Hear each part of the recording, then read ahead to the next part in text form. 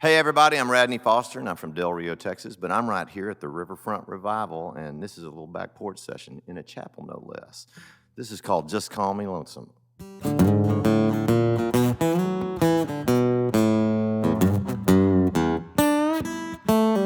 Just call me lonesome, heartbroken and some, 'cause I ain't got no one since you've been gone. You call me baby, now I've got a new name. I don't need my old one, call me lonesome from now on. You used to call me your one and only, but now you only call me someone you once knew. You were my angel before some stranger stole your heart and stole my world when he stole you. So just call me lonesome, heartbroken and some, 'cause I ain't got no one since you've been gone. You call me baby, now I've got a new name. I don't need my old one, call me lonesome from now on.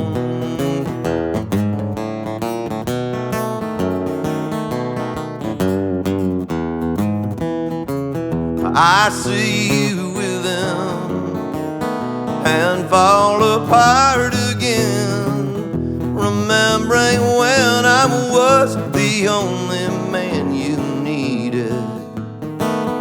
We've said forever we'd be together. He came between us and now forever lies in pieces. Just call me lonesome, heartbroken and some, 'cause I ain't got no one since you've been gone.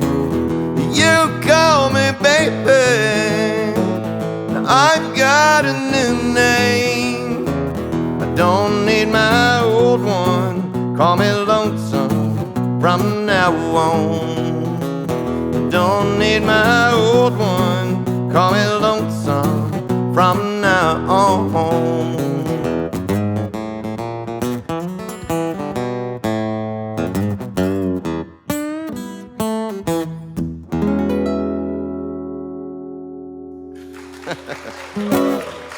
Thank you. I said in an interview with Rolling Stone, no less, many, many years ago when my hair was brown, that I had first written a song to impress a girl in high school. And my mother called me up when she read it and said, "That's a lie." And I said, "What?" She said, "You can't say that anymore in your interviews." She said, "I have songs that you wrote in Sunday school from when you were 6 and 7 years old that she had kept, that I didn't even know anything about. I don't even remember doing it, So I think I've always been doing this somehow or another. For the longest time, I thought it was just supposed to be an avocation, not really something I was going to do for a living. And a guy heard our college band, and he said, "I don't know anything about the music business, but I got a buddy who's a big-time record producer who is a college buddy of mine." And I'm like, "Yeah, sure." And so I write my name down in a matchbook with the dorm phone number above it. It's like the payphone at the end of the hall. And so sure enough, 6 weeks later, it just tacked on my door, said, "Call Brown Bannister." Well, Brown Bannister had just gotten through producing this new ingenue named Amy Grant and had, and won a Grammy for a B.J. Thomas comeback record. And I was like, "That's a real guy." And, I had a session with him and I played him 4 or 5 songs, and he said, "Man, you need to have serious talk with your mom and dad about doing this for a living." And, I packed my Volkswagen full of everything I owned and moved to Nashville. So that's how I got there. And I struggled like everybody else. And, got a job as a staff songwriter and met a guy named Bill Lloyd, and we started the band Foster and Lloyd. And our first song went to #1, so it was kind of a rocket launch after that. So this next song I'm going to do is from my latest project, and it's a book of 10 short stories and an album of 10 songs to go with it. So there's a short story for each song on the record and vice versa. And this is called Sycamore Creek. It's a story song, and I'm going to read you just a little excerpt. I promise that what's on this page is in that book, but for television purposes, I put it in the elder font so y'all don't see me squint while I'm trying to read it to you. This is from Sycamore Creek. She hung her church dress with reverent care on the branch of the live oak that God created as a coat hanger just for that occasion. She flung her shoes and bra off as if they were completely insignificant. The dress was different. As she stood on tiptoe in nothing but pale blue panties to hang the dress just so, she revealed much more than her body. That dress was a symbol. Her heart and her soul were surely intertwined with her faith, but her body was about to become tangled up with mine in a gin-clear, gravel-bottom swimming hole. She behaved as if that were as natural as lambs being born on my family's ranch in the spring. She was blonde, Baptist, and curvy. Hollywood had recently fallen in love with all things skinny, but to me and every shit-kicker high school boy with a skull can ring on the butt of his jeans, she was nothing short of stunning. She was whip smart and determined. Her name was Margaret, but everyone at school called her Maggie. In our little West Texas town, that might as well have been the rest of the world. I was baptized Robert Dean Whitmore, but was never anything but Bobby Dean. My mother was Roman Catholic, and my father was raised Methodist. Through some unspoken negotiation, we had all become Episcopalians. A decade after my mother had died, I found out that my grandmother secretly had me baptized by a renegade Catholic priest in Schulenburg, Texas, just to cover all the bases. My family had secrets, and we kept them well.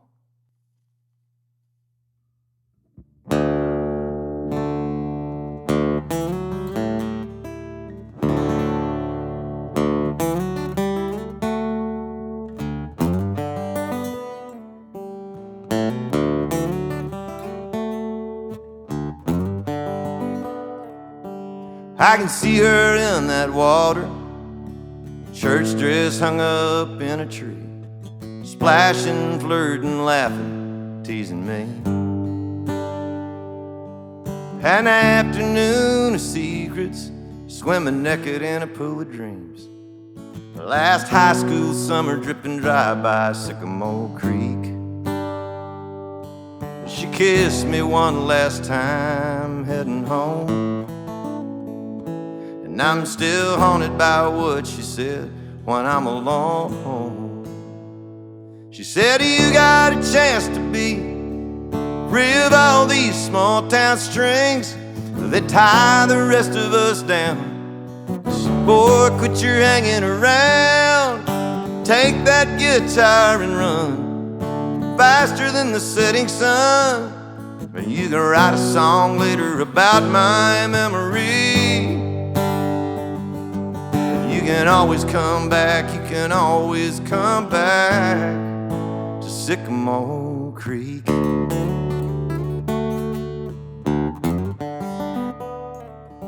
Well, the guitar made the magic, and I just hung on for the ride. I walked amongst giants, played with legends, side by side. She came to see me in New Orleans, and on a tour bus after the show, I kissed goodbye, the one I never should have let go. She said, you got a chance to be so wild on those guitar strings, stage lights in every town. Hey, look at where you're hanging around, take that guitar and run faster than the setting sun. And you can write a song later about my memory. And you can always come back, you can always come back to Sycamore Creek.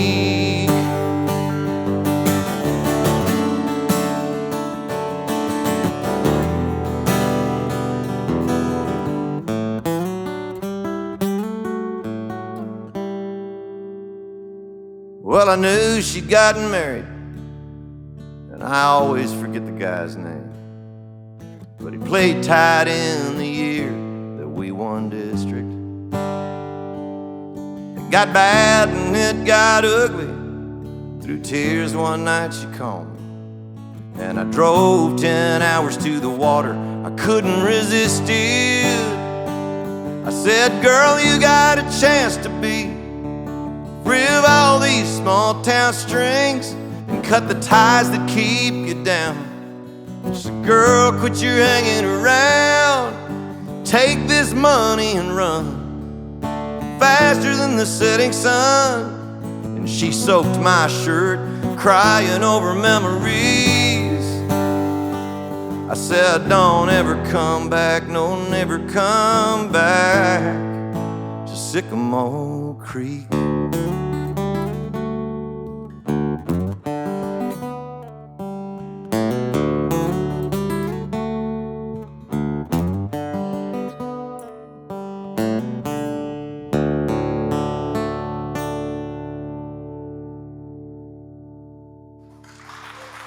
Thank you.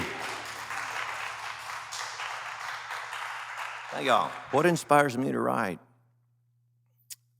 To be honest, I mean, I think it's the human condition, and it's trying to relate, to be a storyteller. I think it's why I ended up writing short fiction as well as writing songs, or I'm writing a screenplay right now with my wife, and based on one of the short stories. So, I mean, I think it's all a piece of really trying to figure that out within myself.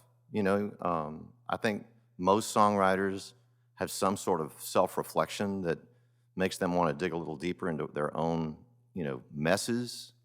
And then, lo and behold, our messes are not that different than anybody else's. You know, we all, you know, fall in love. We all lose love. We all, you know, lose parents. God forbid, lose children. You know, I mean, we go through these big sea changes in our lives. You know, we're always constantly growing older. There's all this stuff to write about.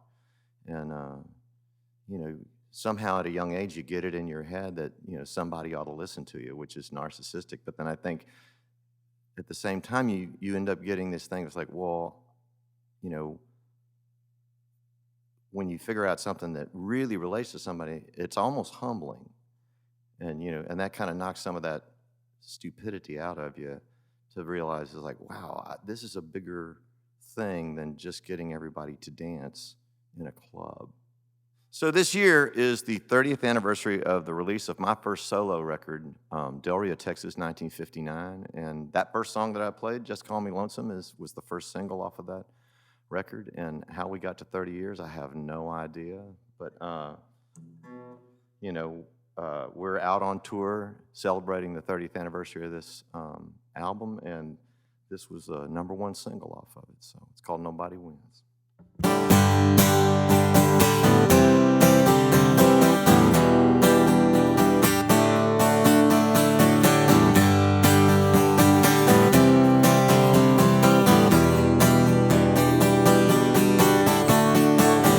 He says, ain't over yet. I've said things that I'll regret. Won't be easy to forget. Scars take time to heal. Before another better word gets loose, I was hoping we could call it truce. 'Cause nobody wins, we both lose. Hearts get broken and love gets bruised. When we light that same old fuse again and again. Nobody wins, slamming doors. We both lost this fight before, and I won't play that game no more. 'Cause nobody wins.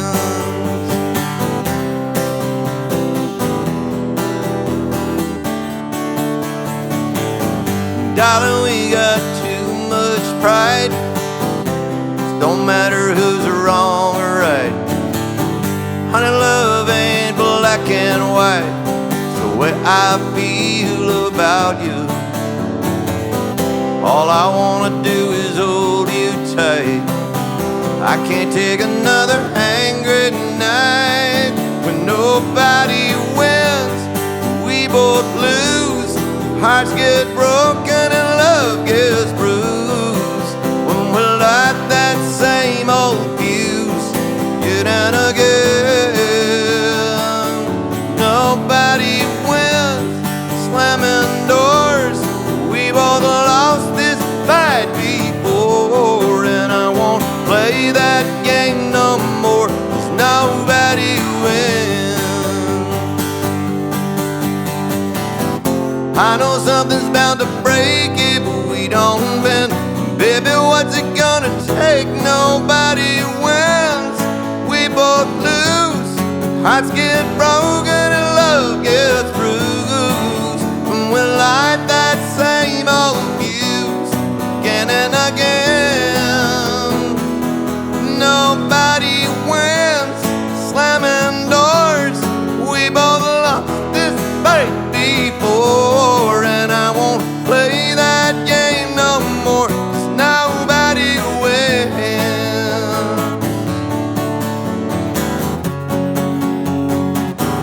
Nobody wins.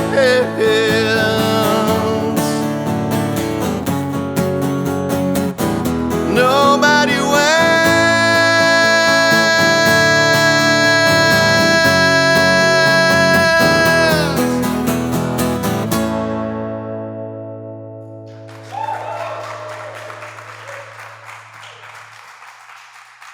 Coming up next, we're going to be on tour all year long for the 30th anniversary of this Del Rio record, and at each of the stops throughout the states. So we may go to Europe, I don't know yet about that, but the first 10 songs will be that album top to bottom, and then a whole bunch of other hits that I wrote either for myself or other people, and after that, and it's going to be a really cool show.